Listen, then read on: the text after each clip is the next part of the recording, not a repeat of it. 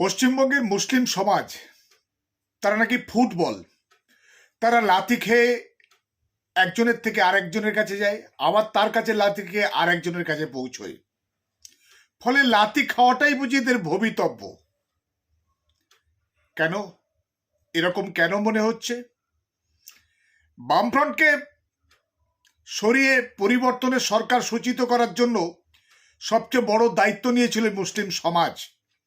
মুসলিম সমাজ স্বপ্ন দেখেছিল এই পরিবর্তনের সরকারের মাধ্যমে তাদের আশা আকাঙ্ক্ষা পূরণ হবে, তারা অধিকার এবং মর্যাদা ফিরে পাবে, ওয়াকফ সম্পত্তি পুনরুদ্ধার হবে, যারা ওয়াকফ কেলেঙ্কারি করেছে সিবিআই তদন্তের মাধ্যমে তাদেরকে জেলে ঢোকানো হবে, 10,000 মাদ্রাসার অনুমোদন হবে, চাকরি শিক্ষা সমস্ত জায়গায় সেখানে মুসলমানরা তাদের সংখ্যানুপাতে প্রতিনিধিত্ব পাবে, তাদের সমস্ত রকমভাবে এলাকার উন্নয়ন শিক্ষা স্বাস্থ্যক্ষেত্রের যে অব্যবস্থা বাম আমলে ছিল সবগুলো পরিবর্তন হবে।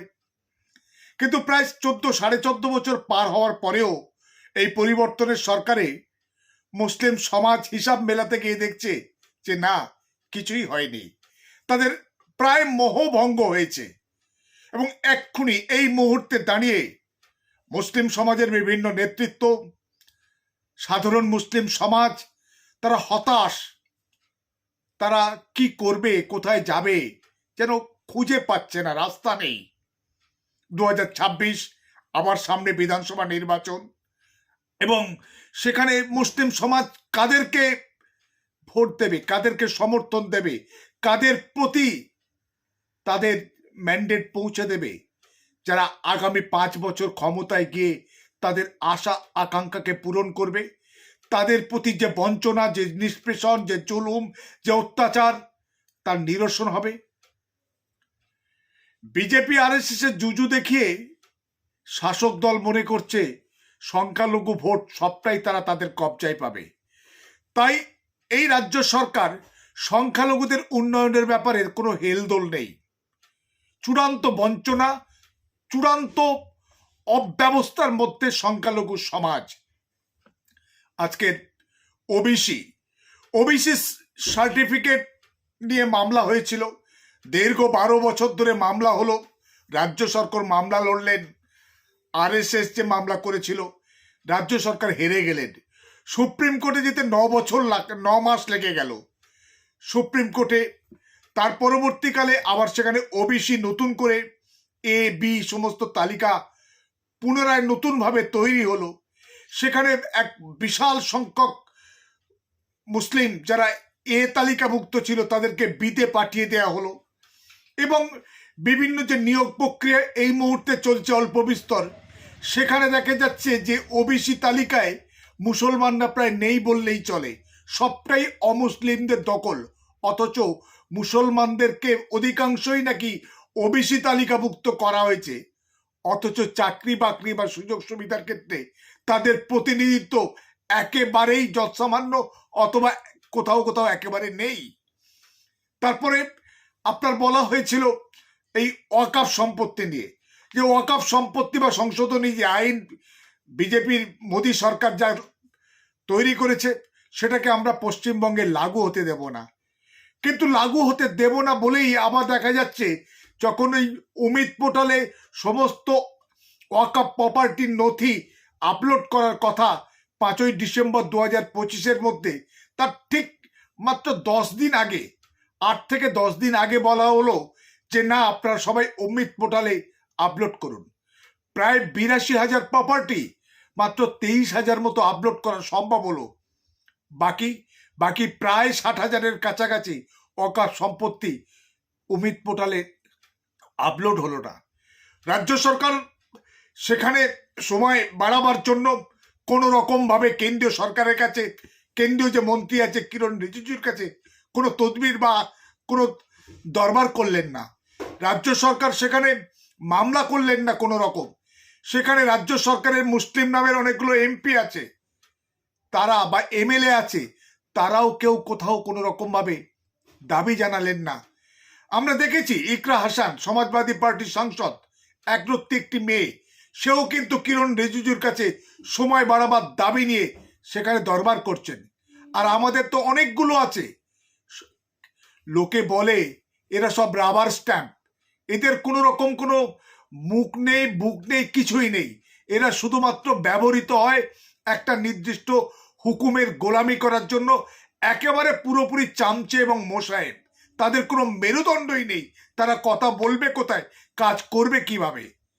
সামগ্রিকভাবে মুসলিম সমাজ এখন ভাবছে তাহলে পথ কি এইভাবেই চলবে?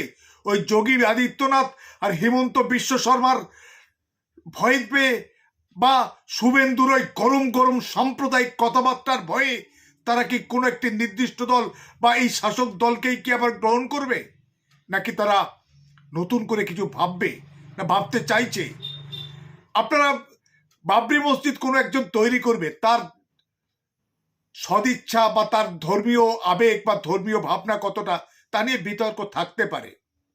কিন্তু সেখানে আজকে তিনি বাবরি মসজিদ করছেন, তিনি একজন রাজনীতিক, কিন্তু এই রাজ্য সরকার তিনি কিভাবে মন্দিরের রাজনীতি করছেন? আজকে দীঘায় 700 কোটি টাকা ব্যয়ে রাজকোষের পয়সায় সমস্ত হিন্দু মুসলমান শিখ ইসাই সকলের ট্যাক্সের পয়সায় রাজ্য সরকার সেখানে দীঘায় কি করে 700 কোটি টাকা ব্যয়ে মন্দির করলেন? আমি ট্যাক্স দিই রাজ্য সরকারকে, আমার প্রত্যেকটা জিনিসের প্রত্যেক ট্যাক্স নেওয়া হয়, সেই ট্যাক্সের টাকায় আজকে রাজ্য সরকার মন্দির করছেন দীঘায়, যেটা অন্যায়। সংবিধান বলছে এটা পারে না, আর্টিকেল 27। আজকের শিলিগুড়িতে 1 টাকায় 700 কোটি টাকা মানে জমি, 25 একর জমি সেখানে দেওয়া হচ্ছে নাকি কোনো একটি মন্দির তৈরি করার জন্য। শিব মন্দির হবে নাকি সেখানে? আজকের নিউ টাউনে রাজারহাটে সেখানে নাকি দুর্গাঙ্গন হবে, সেখানে নাকি 215 কোটি টাকা ব্যয়, সেখানে নাকি 15 একর জমি দেওয়া হয়েছে। বলে সংখ্যাগুরুর ভোটকে পাওয়ার জন্যে আপনি মন্দিরের রাজনীতি করতে পারেন। যদি কোনো একজন যদি মসজিদের রাজনীতি করতে চায়, তখন আপনি সেখানে তাকে দোষ ধরেন কি করে? দোষ ধরার আপনাদের কোনো জায়গা নেই। ফলে সামগ্রিকভাবে আজকের মুসলিম সমাজের ভাবার সময় এসছে, আমরা কি শুধু ফুটবল হিসাবে লাথি খেয়েই বেড়াবো, না সকলের ওই অনুনয় বিনয় দাও না গো? না, এভাবে পাওয়া যায় না। বাবা সাহেব আম্বেদকর বলেছিল, অধিকার ভিক্ষায় মেলে না, অধিকার ভিক্ষায় মেলে না, অধিকার বঞ্চকদের বিবেকের দ্বারে আবেদন নিবেদন করে অধিকার ফিরে পাওয়া যায় না। অধিকার কেড়ে নিতে হয়, অধিকার ছিনিয়ে নিতে হয় বিরামীন সংগ্রামের মধ্য দিয়ে। আর যেসব ভুইফোড় নেতা আজকের আমার সমাজে, বিশেষ করে পশ্চিম বাংলায় যারা নেতা বলে লোকে জানে বা তাদেরকে মনে করে, তারা সবাই হচ্ছে ব্যক্তিগত আখের গুছেতেই ব্যস্ত। তারা সমাজের কথা বলে বটে, কিন্তু সমাজের সার্বিক মুক্তির লক্ষ্যে নয়, নিজেদের আখের গুছাবার জন্য। তাই সার্বিকভাবে এই পিছিয়ে পড়া সংখ্যালঘু, পিছিয়ে পড়া নয়, পিছিয়ে রাখা সংখ্যালঘুদের অধিকার এবং মর্যাদা পুনরুদ্ধারের জন্য এবং তাদের প্রতি যে বঞ্চনা, যে নিষ্পেষণ, যে চালাকি, যে ভণ্ডামি চলছে, সেখান থেকে ঘুরে দাঁড়াবার জন্য পথে নামতে হবে। পথে এবারে নামো সাথী, পথেই হবে এ পথ চেনা। যারা রাজপথ দখল করতে পারে, তারা একদিন রাজধানীও দখল করতে পারে। তাই আমরা সংখ্যালঘু সমাজ, দলিত সমাজ, আদিবাসী সমাজ, আমরা সবাই বঞ্চিত। আসুন বঞ্চিত মানুষ, যেটা লেনিন বলেছিল যে বঞ্চিত সর্বহারার মানুষদের অধিকার ফিরে পাওয়ার জন্য তাদের নেতৃত্ব দরকার।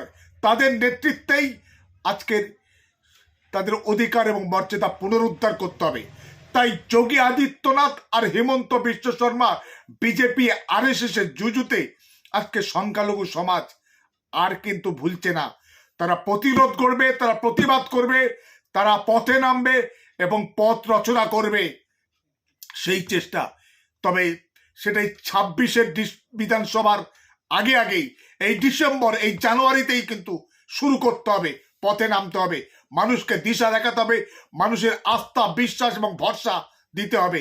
তাহলেই দেখবেন কিন্তু এই শাসকরা তখন আপনাকে আপনার সমাজের মুক্তির লক্ষ্যে, আপনার সমাজকে ডিউ শেয়ার, ডিউ রেসপেক্ট দেওয়ার ক্ষেত্রে তারা ভাববে। না হলে ওই লাথি খেয়েই বেড়াতে হবে সারা জীবন। স্বাধীনতার 80 বছর ধরে যেমন খাচ্ছি, তাই বন্ধু, আবার বলছি, পথে নামতে হবে, লড়াই করতে হবে, সংগ্রাম করতে হবে। ভিক্ষায় মিলবে না, ভিক্ষা চাইলে ভিক্ষা দেবে না, কারণ সচেতনভাবে তারা আমাদেরকে বঞ্চিত করছে সমস্ত জায়গায়, সমস্ত ক্ষেত্রে।